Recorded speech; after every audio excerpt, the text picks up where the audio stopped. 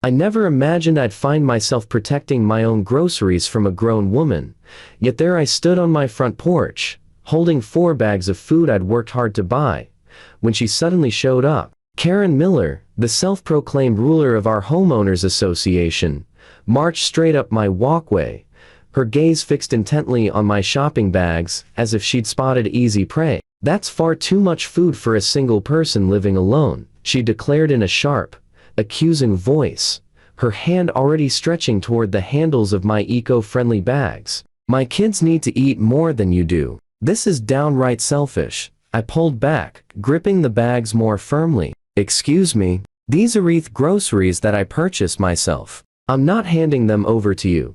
Karen's expression twisted with outrage as she actually attempted to snatch one of the bags right out of my hands. "You don't need all of this. I've got 3 starving children waiting at home." This is basically hoarding in the middle of a crisis. We ended up in the most absurd tug-of-war ever been part of when Mrs. Patel, the neighbor living across the street, walked out onto her porch and raised her phone. "I'm filming this," she shouted over. "Do you want me to call the police, Derek?" Karen instantly let go of the bag, but pointed her finger aggressively right in my face. "You're going to regret this. I'm reporting you to the police myself. Hoarding supplies during a shortage violates community guidelines. You'll find out who really holds the power around here." She turned and stomped away, already yanking out her phone and acting like she was making the call. Little did I realize at the time that this ridiculous encounter was only the start of my ongoing ordeal with Karen. I had moved into Oak Ridge Estates roughly 8 months earlier,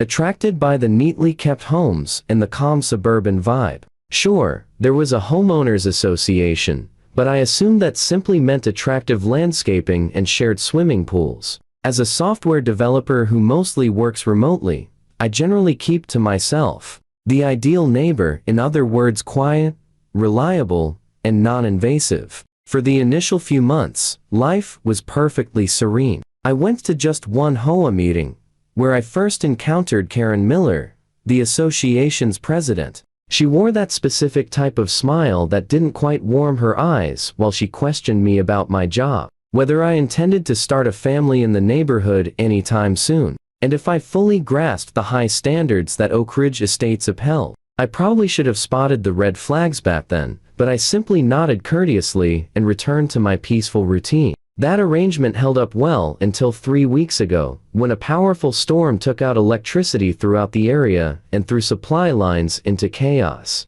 All at once, supermarkets were running on restricted inventory, and deliveries turned unreliable. That's when I began noticing Karen paying unusually close attention to my shopping patterns. Since I work from home, I can dash out fast whenever I get alerts that nearby stores have been restocked. Living alone with the flexible schedule gave me a slight edge, although I was only purchasing what I actually required. Karen, though, appeared to view my ordinary grocery runs as some sort of direct affront to her household. She started hanging around near my driveway on days when deliveries were arriving throughout the neighborhood. One afternoon, I spotted her rummaging through my recycling bin, likely tallying up how many boxes of pasta I'd used. "Must be great to dine so lavishly during a shortage," she commented with a mocking grin once she realized I'd seen her. "Some of us actually have families to feed, you know." I just offered a polite smile and headed back indoors, but the situation worsened from there. She began tossing out remarks every time she saw me carrying in bags, "Another lavish meal for the single guy," or "stockpiling while everyone else scrambles." I tried brushing it off, hoping she'd shift her irritation elsewhere. Then arrived the text message. Somehow, she'd gotten my phone number from the neighborhood directory and fired off a lengthy, guilt-inducing note about how families in need were suffering while lone residents were overbuying. She requested that I provide a generous contribution to support households like hers, which were considered priority members of the community. I responded courteously, declining and stating that I was only getting what I needed, while recommending she reach out to local food banks if her family required help. That's when things turned hostile. She shot back a harsh message, criticizing my absence of community spirit and warning that the HOA board would address troublesome residents at the upcoming meeting. I began keeping records of everything, saving the texts and jotting down details of every encounter, just in case. My gut feeling warned me this wouldn't fade away quietly. The conflict reached its peak last Tuesday. After almost a full week of stores being emptied within hours of new stock arriving, I finally scored a solid shopping trip. Nothing extravagant, just essentials like eggs, bread, milk, chicken, plus some baby carrots and apples. I was hauling the final bags from my car when Karen suddenly appeared at the end of my driveway, arms folded tightly and eyes squinted in suspicion. "I see you've been hoarding once more," she stated in a poisonous tone, moving closer as the rest of us fight to put food on the table for our kids. I drew in a deep breath. "Karen, these are just normal groceries. I'm not hoarding," I said, trying to keep my voice level. She trailed right behind me onto the porch. "You live by yourself. You do not need all that food. My children haven't had fresh fruit in days. As HOA president and a mother, I have priority in this community.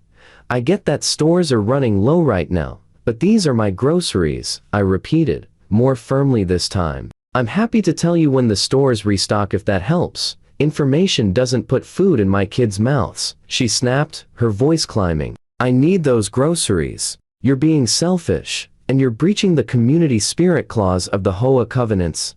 I was 99% sure no such clause existed, but before I could point that out, she lunged and seized 2 of my bags. "I'm taking these. File a complaint if you want. The board will back me. Karen, let go of my groceries right now," I ordered, keeping my tone calm but hard. "This is theft. It's resource redistribution," she hissed back, yanking harder. "You don't need this much. I have children." That's when I realized half the street had stepped outside. Phones were up. People were openly watching the most ridiculous tug-of-war in suburban history. Mr. Johnson next door was filming everything. Karen saw the audience and went louder. "Everyone here knows this is wrong," she yelled, still clutching my bags. "He's hoarding while families go hungry. He lives alone." Mrs. Patel walked straight up the driveway. "Karen, I'm recording since the second you grabbed his bags. Let go or we're calling the police." "Go ahead and call," Karen dared, grip tightening. "I'll explain to them how he's violating emergency protocols by stockpiling. I'm the HOA president." I set down the 2 bags I still controlled, pulled out my phone, and started dialing. "I'm calling 911 right now, Karen. Last chance to drop my property and leave." Her eyes went wide with outrage, but she didn't budge. "You wouldn't dare. Everyone knows I'm just trying to feed my family." I hit call, put it on speaker, and the dispatcher picked up within seconds. Calmly, I explained that a neighbor was attempting to forcibly take my groceries and refusing to leave my property. "This is absurd," Karen shrieked, finally releasing the bags. "I'm the one being victimized. He's the one breaking community guidelines." While I finished giving the dispatcher my address, Mr. Johnson walked over and tilted his phone toward me. Clear doorbell footage showed Karen, not 20 minutes earlier, trying to pop my trunk while I was returning the shopping cart. "She was going for your car before you even got out," he said quietly. My camera caught the whole thing. Karen went ghost white. "I was only checking if he needed assistance." Neighborhood watch falls under my duties as president. 2 patrol cars rolled up within minutes. The officers separated us and started taking statements. Karen immediately launched into a passionate monologue about community welfare and how single residents were draining resources from families with children. "So you acknowledge you tried to take his property?" one officer asked. "I was reallocating to those with greater need," she insisted. "It's for the greater good. He doesn't require that quantity for one person." The officer's face stayed perfectly neutral. "Ma'am, that's not how private property laws work. You can't seize someone else's belongings, no matter your justification."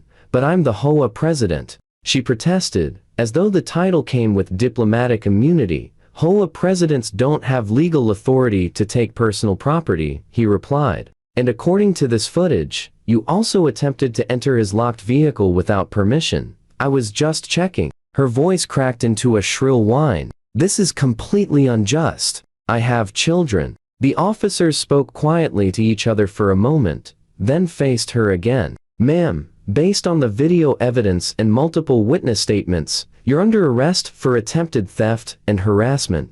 Her mouth actually fell open as handcuffs came out. "You cannot be serious. I'm a respected community leader. I was doing this for my family. You have the right to remain silent." The officer began. The entire cul-de-sac watched in stunned silence as Karen was walked to the patrol car, still ranting about bylaws and resource equity. The expression on her face when the cuffs clicked, pure disbelief that her HOA crown offered zero protection, was priceless. 3 days later, formal charges arrived: attempted theft, harassment, and attempted breaking and entering. Bail was set at $5,000, along with a temporary restraining order barring her from my property. The HOA board held an emergency session and voted to suspend her presidency until the case concluded. The knockout punch came at arraignment, when the judge informed her she faced up to a year in jail and fines up to $2,500. Witnesses say Karen sank into her chair and kept whispering over and over, like a broken record, "But I'm the HOA president," as if saying it enough times might rewrite reality.